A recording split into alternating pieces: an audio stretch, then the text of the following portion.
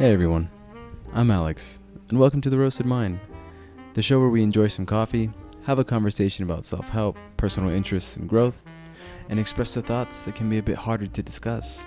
So, have a seat, grab a cup of coffee, let's talk.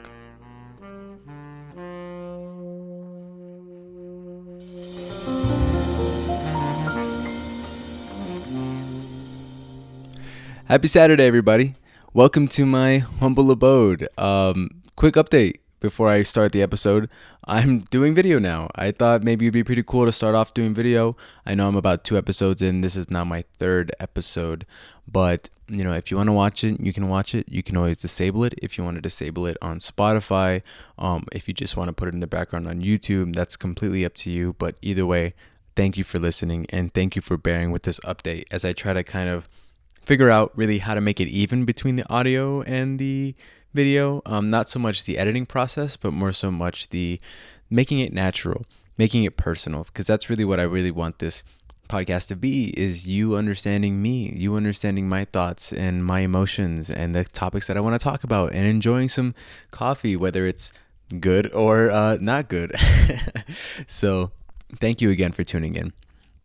Another update, I'm starting to upload these episodes on Saturday now. I'm doing Saturday because I feel like with my work and personal schedule, it's just better for me to record on Fridays and release them on Saturdays.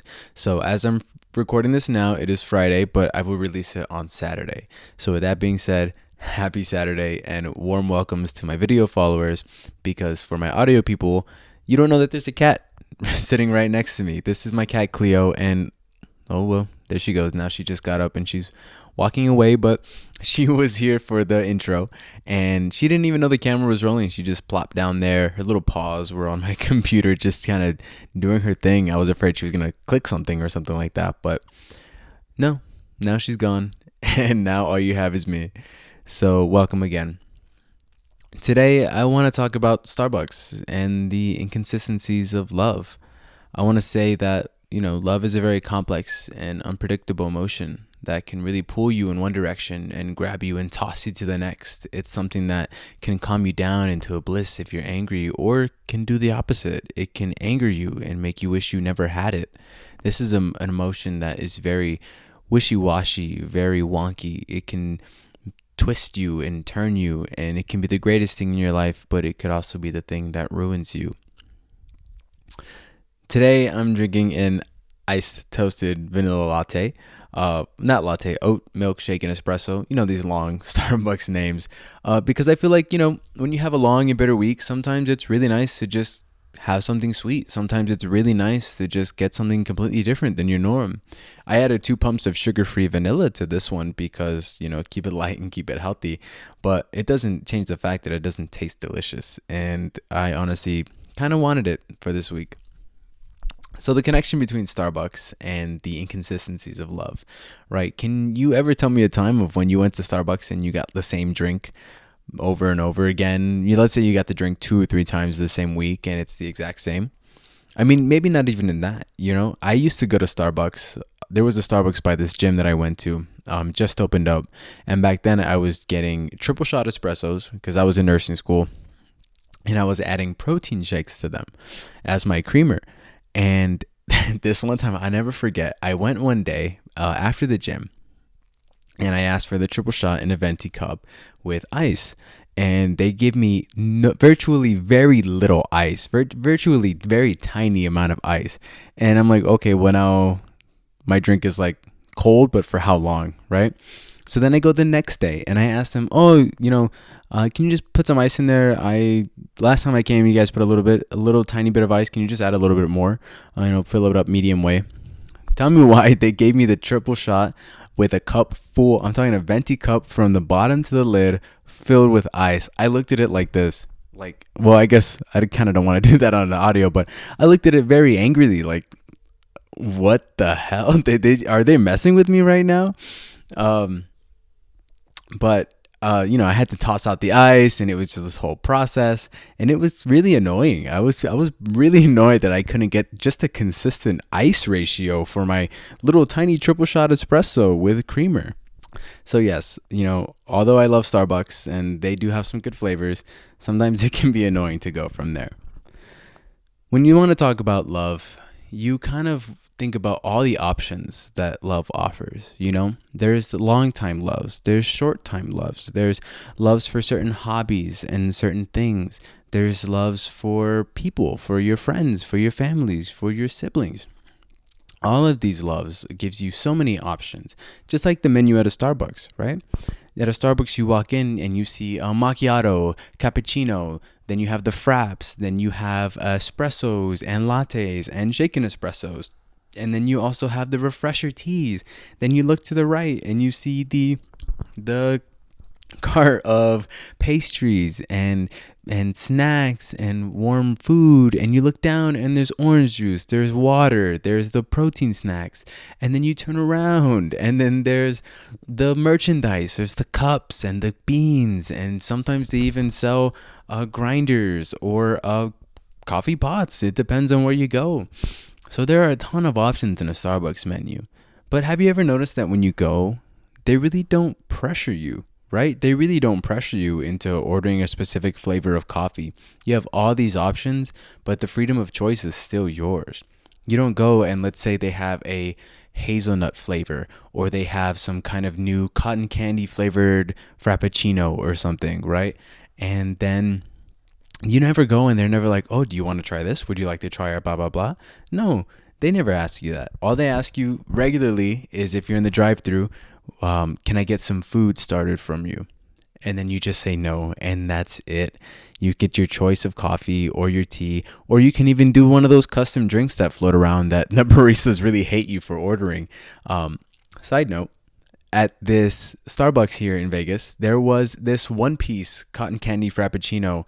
I actually don't remember if it was cotton candy, but it was a one-piece frappuccino. And man, I wanted it so bad, but I was just so unlucky to try it because it was only for a week. But there you go. There's another option, another custom drink that you can get from your choice.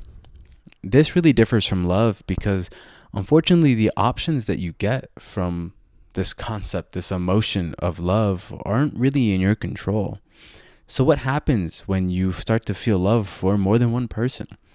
This force that you seemingly can't control, these emotions that we're always taught as people growing up. And maybe if you've ever had a self-help talk over a cup of coffee with a friend, they'll tell you that, well, you can't really control the way that you feel. You can't really control feeling happy. You can't really control feeling sad or angry about certain things.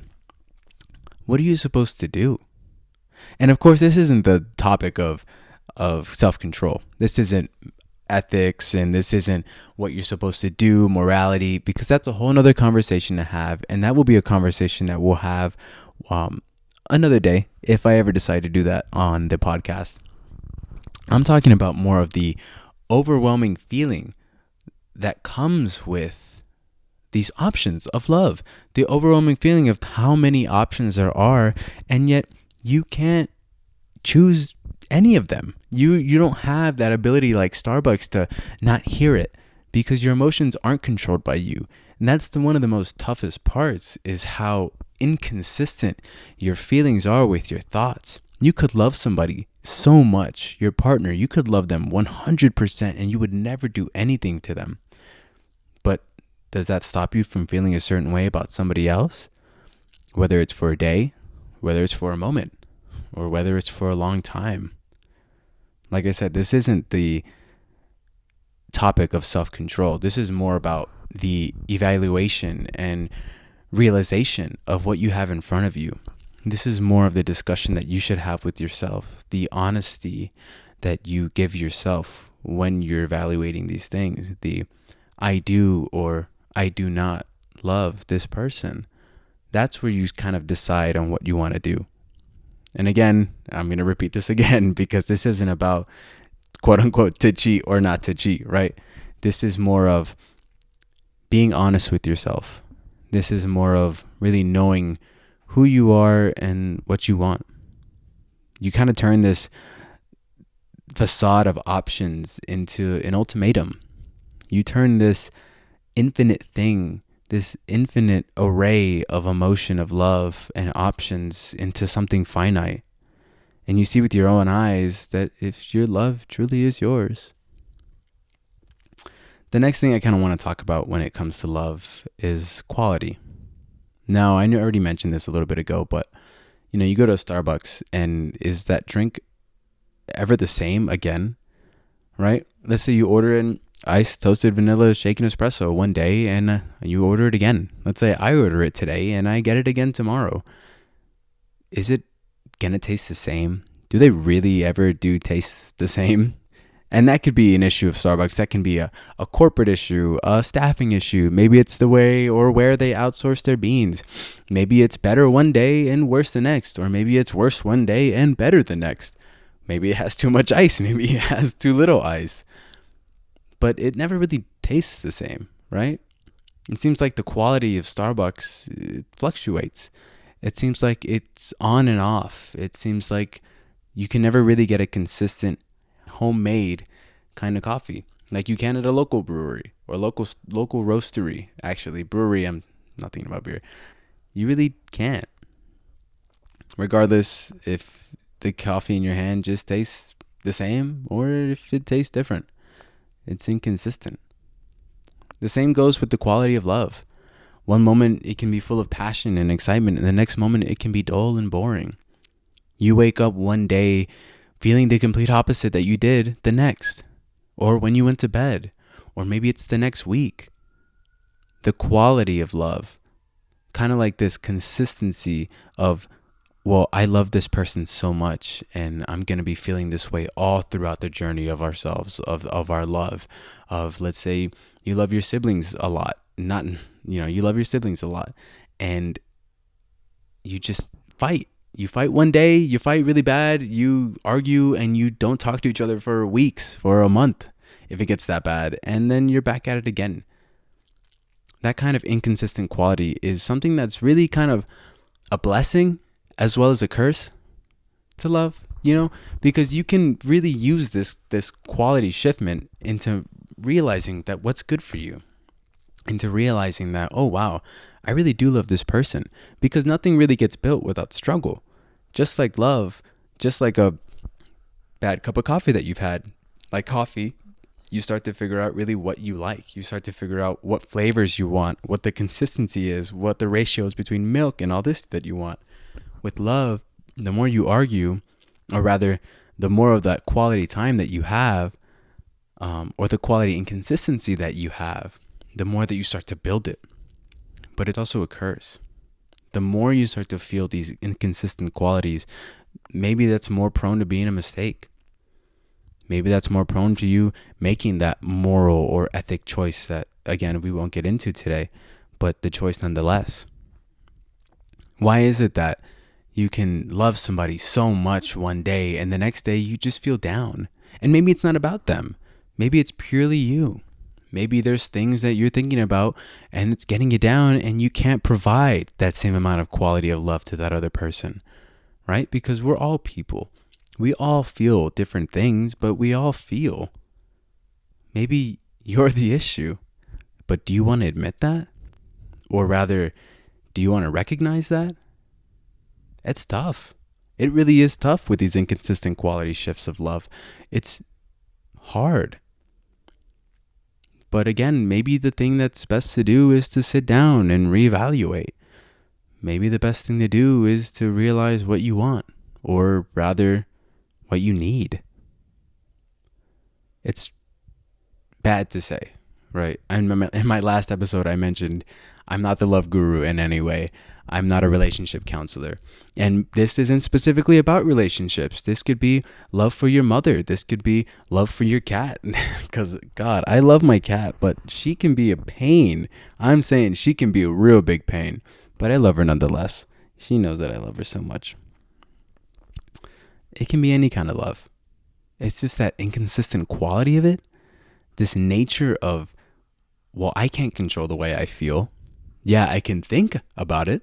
I can tell myself that I love this person, that I love this cat, that I love my mother so much, that I love doing this hobby so much. But that doesn't stop me from feeling tired of doing it, or from feeling indifferent or feeling different to it. It's, again, like the options. You have no control. The best you can do is try. The best you can do is sit down and evaluate yourself and realize that maybe these things aren't the best for me.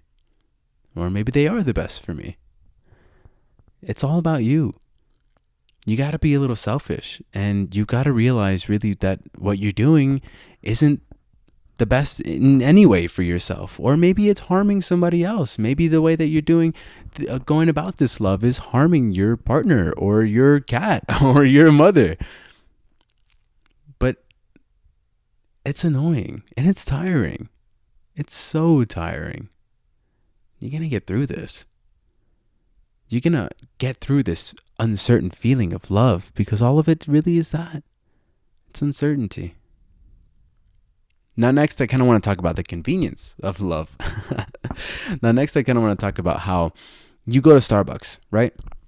And how convenient is it that you can just go to a drive-thru and get this cup of coffee? How convenient is it that you don't even have to wait an hour or so to make them make your cup? You can just go to the drive-thru. Nowadays, you can even order it online, like I did. I ordered mine online, and I picked it up in less than 5 minutes from the time it took me to get there, to get to the counter and pick it up. Because I usually like to do pick up in store. I've kind of found that drive-thrus nowadays are just really, really long. And if I do pick up in store, I have a way higher chance of just getting it as soon as I walk in. Pro tip.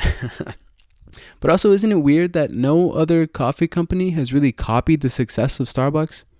Right? This mega corporation now started off as one shop in Seattle, and now it's this whole mega market in so many different countries that offers drive-through coffee. No other company does that. I mean, look at Dutch Bros. Dutch Bros nowadays in Vegas has been popping off tremendously. You have one down the street from one. You have one across the street from another, 5 minutes away from each other. And they're always full, but they're not at the scale of Dutch or of Starbucks. I don't think there's any Dutch in the East Coast. It's all in the West. Starbucks is international. I've had it in Mexico. I've had it in Japan, in Canada. In multiple states across the U.S. I'm sure it's in everywhere. I know it's in the U.K. I know it's in Italy. It's just so convenient to grab a cup of Starbucks coffee. It's insane. The convenient nature of love is something that can be really a hindrance, right? Because maybe love sometimes can mask itself as something incredibly convenient and something really comforting, but it's not necessarily what you want. It's not necessarily the best for you. Or maybe it's not necessarily what you need. Conveniency oftentimes is confused for the right thing. It's kind of confused for what is best for you. And I might sound like a broken record, but it's honestly true. Let's say you're in a bad relationship. Let's say you're in a relationship that you just hate. But it's convenient because you're already in it. Because you can at least tell them, well, I love you every day. And nothing will change because you've been doing it for the past 3 years. Conveniency and comfortability are hindrances. They really are when it comes to evaluating what's best for you and what you love and who you love. Again and again and again, you tell yourself, I love this person. I do. Even if it's not the best for me. Even if I hate where I'm at. I love this person. Because I've been saying that for 3 years now. Or maybe it's I'm chasing this person because I've been doing it for a year. And I'm comfortable with the way that she's rejecting me, that he's rejecting me. Maybe it's with your cat, right?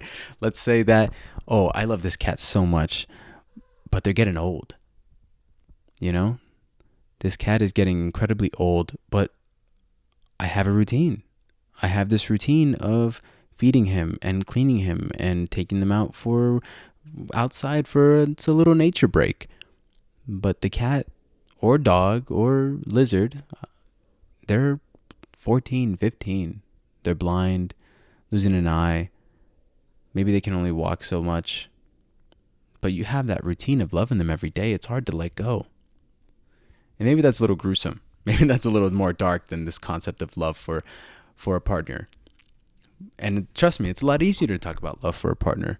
But love doesn't just come from a partner, for a partner. It comes in many different forms. And that conveniency and that comfortability of feeling that love can really make you doubt yourself sometimes, you know? Can really make you doubt, well, am I making the right decisions? Are these the right choices that I'm making for myself? Are these the right choices that I'm making for my partner?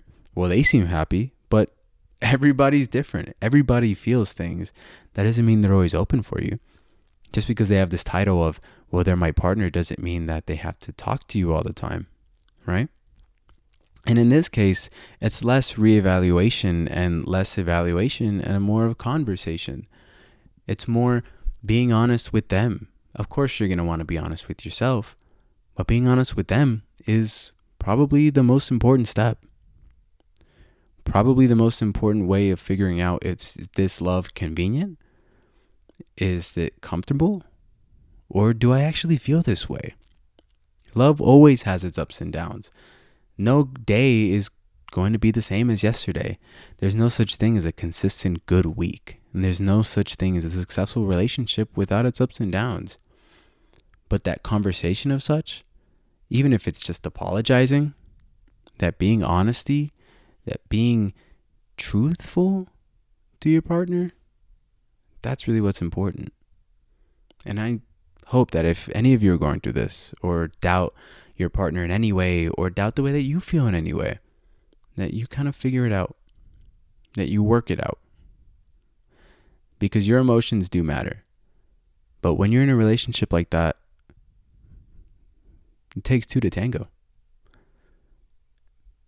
Relationship is only half of it when it's from you. You have another partner there. Do your best. I believe in you. I do believe in you. So thank you so much for tuning in today. I know this episode maybe might not have been as personal as last week's. I know last week was a little bit darker, but I really did enjoy the turnout. I really did enjoy the way everybody felt with it. So thank you again for listening. Seriously. Thank you. Bye.